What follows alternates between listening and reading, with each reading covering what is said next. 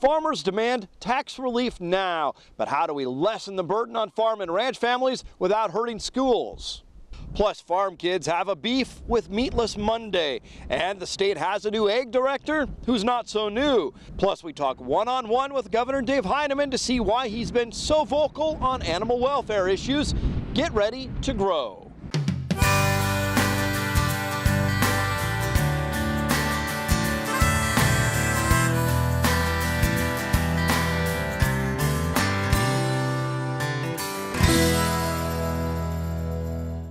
Our top story, Nebraska's next governor makes his decision to lead his egg efforts as Pete Ricketts announces Greg Eybaugh will keep his job. The Sumner native began his time as director back in 2005 when he was appointed by Governor Dave Heineman. He was assistant director for 6.5 years before that. Despite his Lincoln duties, Eybaugh runs a cow and grain operation in his hometown. Pete Ricketts said he worked with his egg advisory team before finalizing the decision. Nebraska Farm Bureau says our tax system is broken. But how do we provide relief while still funding our schools? Here's more. Our tax system is broken. The way we fund schools is broken. Nebraska Farm Bureau says the time for tax relief is now. They say farmers and ranchers make up just 3% of the population, but pay 26% of property taxes. Every year that accounts for a larger and larger portion of our expenses on the ranch. One reason taxes are up, eggland values skyrocketed for several years. The price of farmland has now leveled out. However, because of the way taxes are figured, that bill will still be going up. And so what was painful 3 or 4 or 5 years ago is going to be unsustainable at this point. The time to enact property tax relief is now. Farm Bureau leaders are optimistic they'll see some changes, especially as Pete Ricketts takes office after campaigning on a platform of tax relief. It was his #1 issue in the campaign. We're going to hold him to that. So I think the stars have kind of lined up, so to speak. Now, we may not get everything that I talked about today in my speech done in the first year, but I think the time to do it is now. For tax purposes, they'd like to see farmland valued at 65% instead of the current 75%. However, no one collects more property taxes than schools, so anything that benefits farmers could hurt education. Rancher Tanya Storer says those dollars have to come another way. Yes, we have to look at meaningful ways to fund our school system. However, we also have to understand that dirt doesn't pay taxes, money pays taxes.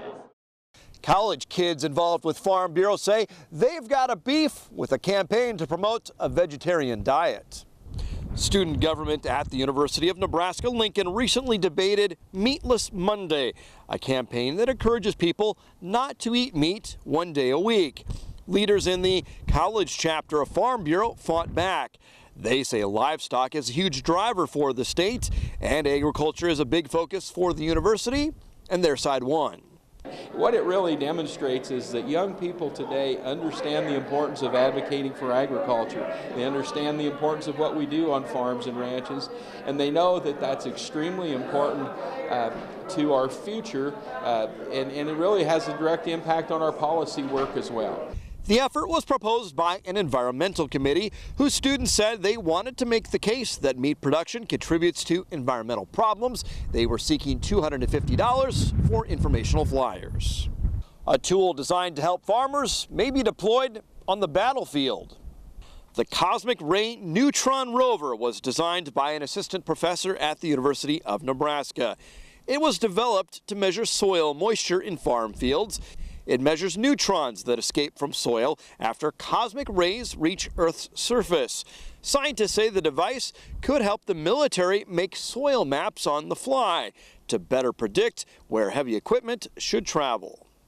In other ag news, several cattle industry groups are pushing back against proposed changes to the beef checkoff. The leader of the Independent Cattlemen of Nebraska says no industry groups are supporting the U.S. Department of Agriculture proposal to expand the program.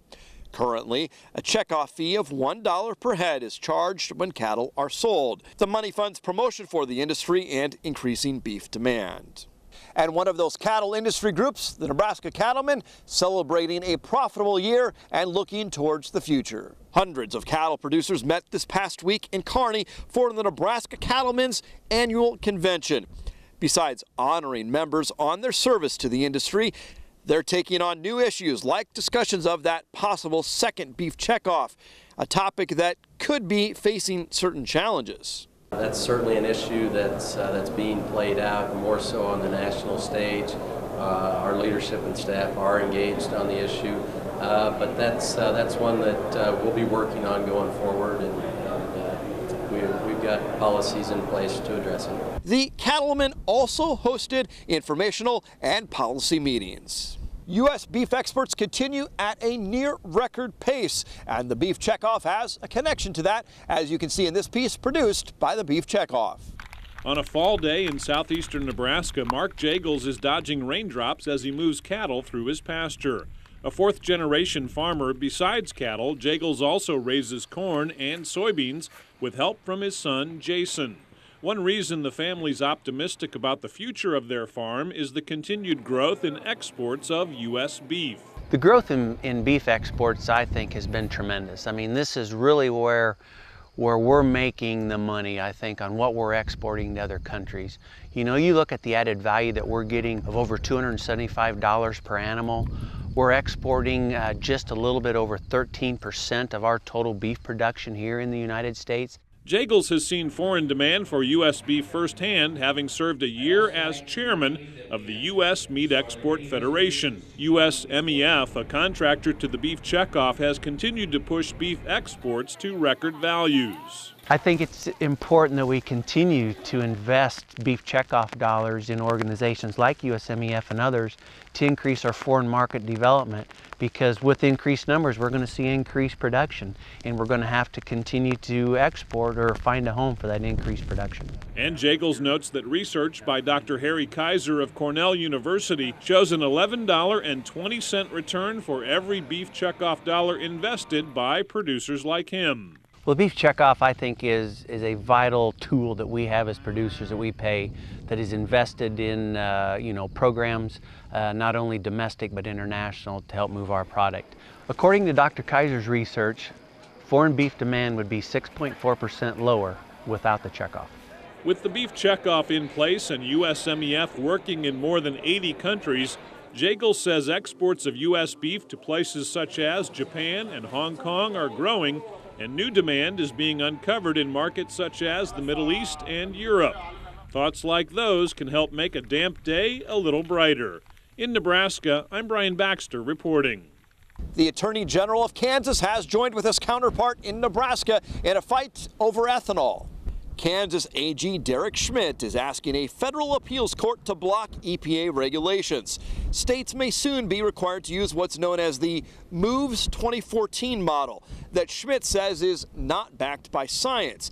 He says states would be forced to measure emissions from ethanol fuels in a way that incorrectly predicts higher levels of pollution. Schmidt says it would discourage ethanol use. He is joined in the suit by Nebraska Attorney General John Bruning. USDA is helping find jobs for veterans. The USDA wants to help active veterans get into agriculture. Karis Gutter is USDA's first military veterans agriculture liaison and says veterans are well suited to farming. Farming provides that unique opportunity to not just tap into the entrepreneurship provided in agriculture, but also those unique skills of leadership, management, and working the lands every day.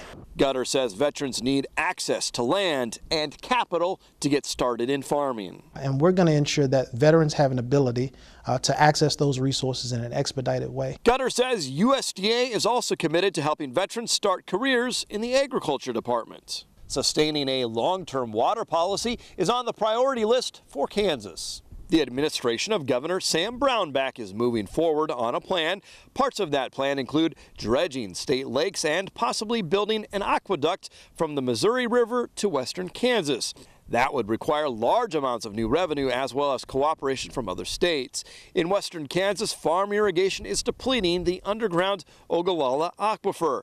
In some counties, irrigation has been forced to halt entirely. One of the nation's top farmer-owned co-ops celebrates another big year as CPI has once again done more than $1 billion in business. Cooperative Producers Incorporated, CPI, held its annual expo at the Adams County Fairgrounds, including a trade show as farmers make planting and business decisions for 2015. Grain markets certainly remain a challenge, but CPI also supplies feed to cattle producers, and that side of the business is looking up. The cattle industry is very good right now, and so a lot of people are feeding calves, taking advantage of adding value to their property.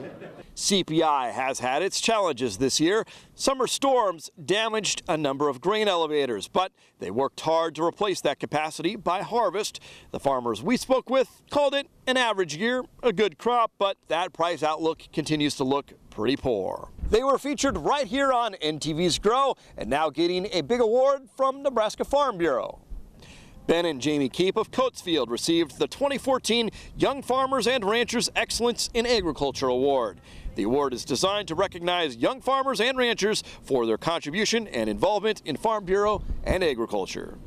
After the break, an exclusive interview with Governor Dave Heineman as he explains why he's been so vocal in his opposition to HSUS.